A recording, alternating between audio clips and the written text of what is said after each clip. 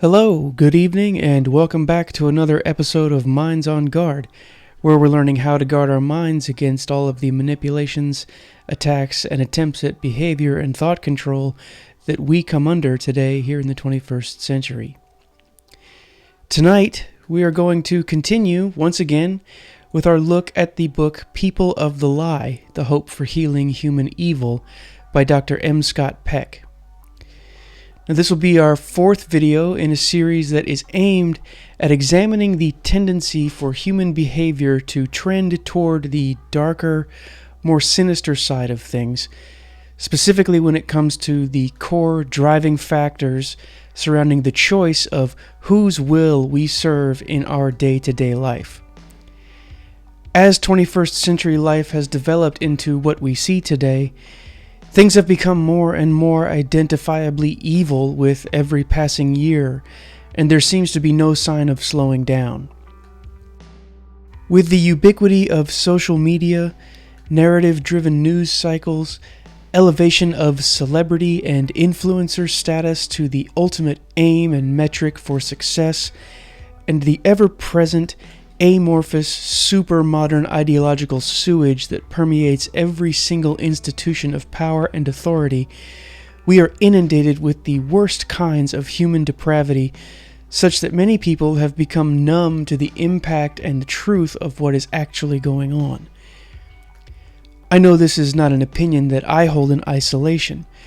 Many people do, in fact, see the rot that has set in and seem to be struggling to properly identify what has been happening and just why we are all in this mess in the first place.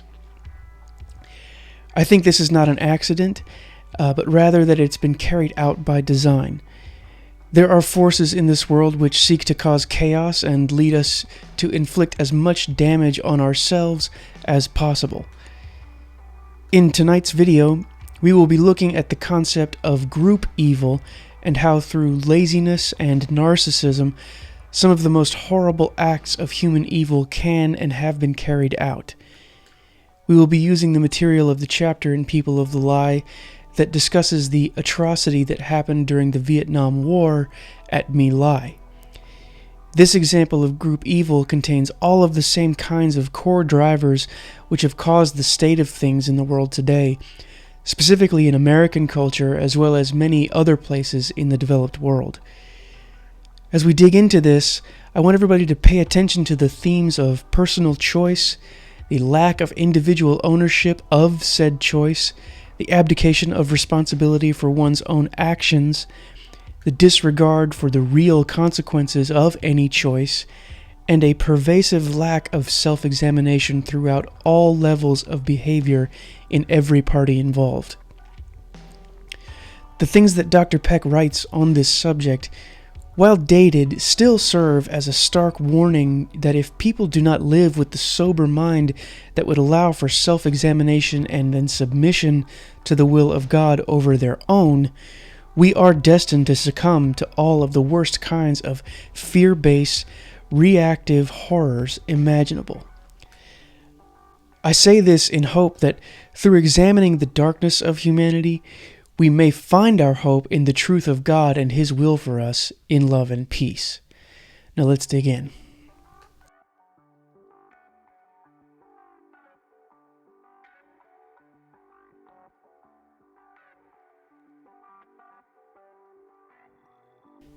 The massacre that happened at My Lai is well documented at this point in history. We will not be going into the specifics of what happened in this video, as you can go find out the details just by a simple internet search. For our discussion, it's enough to understand that a group of American soldiers, highly specialized in their group dynamic, carried out systematic killing of women, children, and elderly civilians during the tail end of the conflict known as the Vietnam War. Hundreds of people were brutally murdered over a very short period of time. To make matters worse, one soldier tried to report what he had seen to superior military authorities, only to be ignored. No one who took part in the killings ever reported what they had done, and an attempt at a cover-up of the truth ensued. The only way that the truth was actually uncovered was due to a letter that was sent to several congressmen by another soldier who had been made aware of what had happened through second and third-hand conversation with people who had been present for the atrocities. This soldier was not. By the time the public learned of what had happened, well over a year had gone by. So what caused all of this to happen? Why did such evil take hold of a group of soldiers who knew what they were doing was a crime? What forces were at play among the group to cause such abject disregard for human life? Why did the truth remain hidden for so long? Are there any lessons to be learned from this event, and can we find parallels in the behavior of the soldiers to areas of our society today? I think that Dr. Peck's assessment of the underlying motives and root causes of the evils of My Lai are, in some ways, the most important observations of the entire book.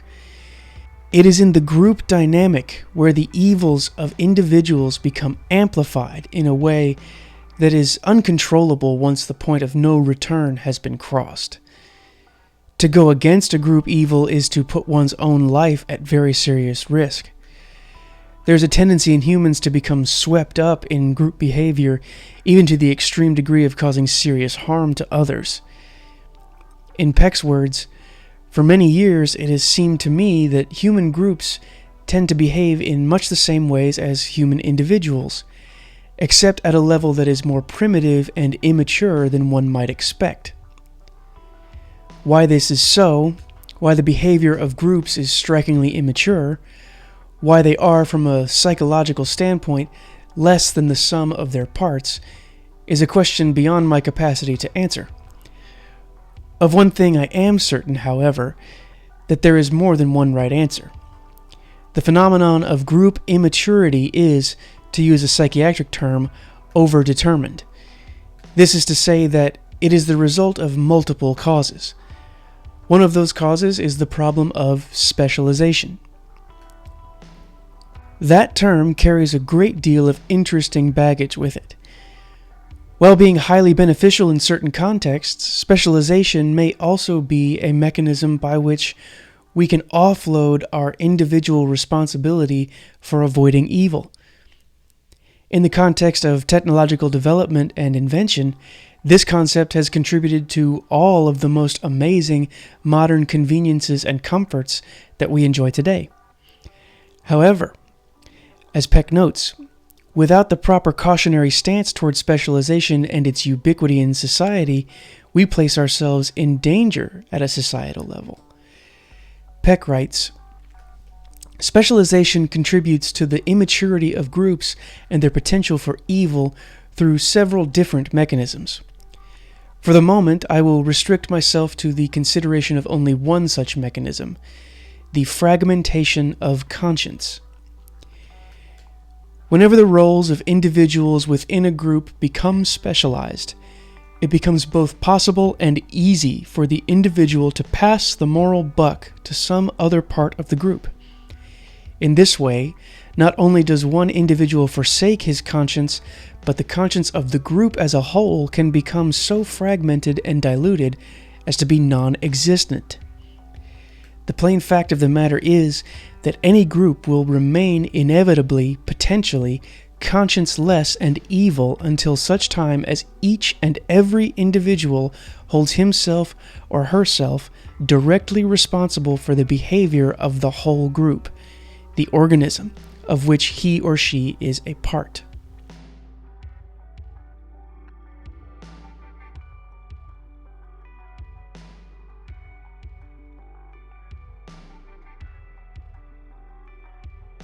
This idea of group immaturity is really crucial to understanding the state of things today. When we consider our society and the levels of narcissism that have become normalized, the connection to a mass-scale regression into childish ways of thinking and behaving is pretty clear. Recall our understanding of narcissistic supply and how the need for the different means of gaining such self-affirmation are developed in our early childhood. As individuals, we should be able to grow out of this dependency on others to make us feel good. However, When the dynamics of a whole population come into focus, that level of regression is so large that it's virtually impossible to stop. Couple this with the fact that there are forces and groups which have designed our institutions to exploit these regressive tendencies through manipulations in our education system, policy development, and the deploying of ever more sophisticated propaganda, and we're starting to form a clearer picture of just what is going on in the 21st century culture and how exactly we got to where we are. If we think of specialization in terms of the education system, we have learned about the kinds of curriculum which were developed by the experimental psychologists that were aimed at dumbing down the majority of students to ensure that they would be effective in a factory-style labor force. From an early age, children have been trained to not step out of line when it comes to their role in society. We are encouraged to specialize and then specialize even further. As such, we grow accustomed to the mechanisms of specialization, and the fragmentation of our individual conscience becomes more complete as we stay locked in the program that we've chosen for ourselves. Now, if we take a person who is far down the line of a fragmenting conscience and drown them in the kinds of social propaganda that came from Edward Bernays, and you have a person who is primed to soak up every single ounce of narcissistic supply that will lead them to believe that their choices of the kinds of clothes they wear, the music they listen to, the political agendas that they support, and the votes that they cast have all been generated from within their own mind.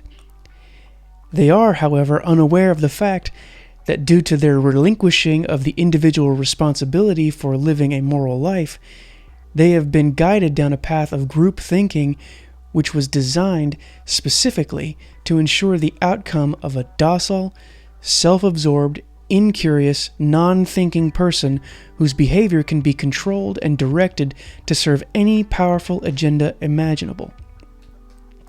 This is how we arrive at a culture that is accepting of group evil as a normal way of life. What appears to be individual personal choice is really nothing more than a pre-programmed outcome that was designed to ensure a population would be as controllable as possible.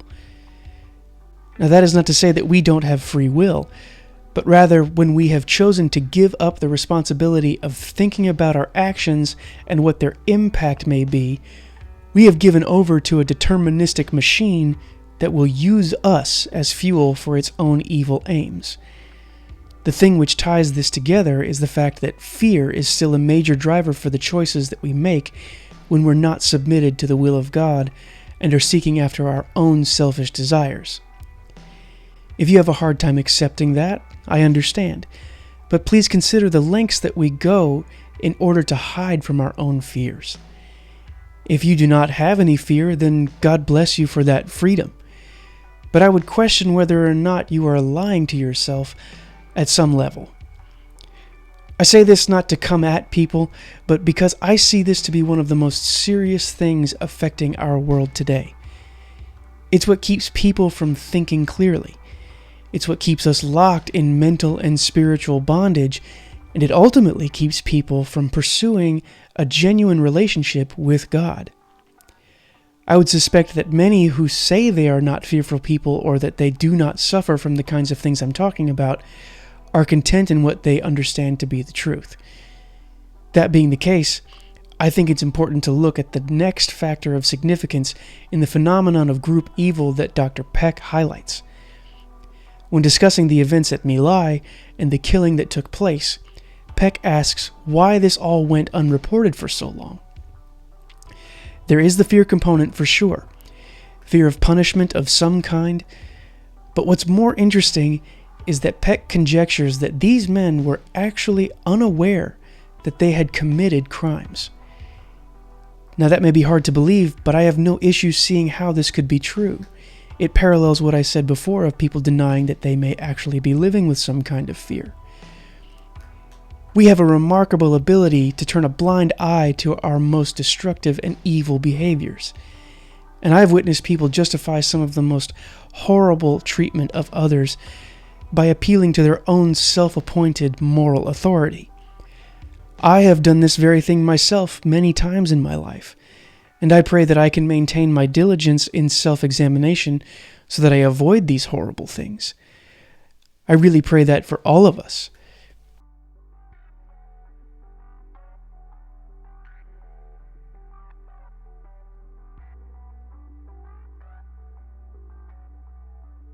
Now, I was hopeful that we could wrap up this look at group evil in just one video, but this topic really is quite dense and encompasses so many of the other areas of study that we have looked at on this channel that I'm going to take some extra time and dig into each area of this section in Dr. Peck's book to try to paint as full of a picture of our situation as possible. Please stick with me as we dig into this topic and share your thoughts in the comments below. We'll pick up next time with just how a group can become so desensitized to their own evil that they blind themselves to the truth of what they have done. Until then, stay safe, stay diligent, and stay vigilant, keeping your minds on guard.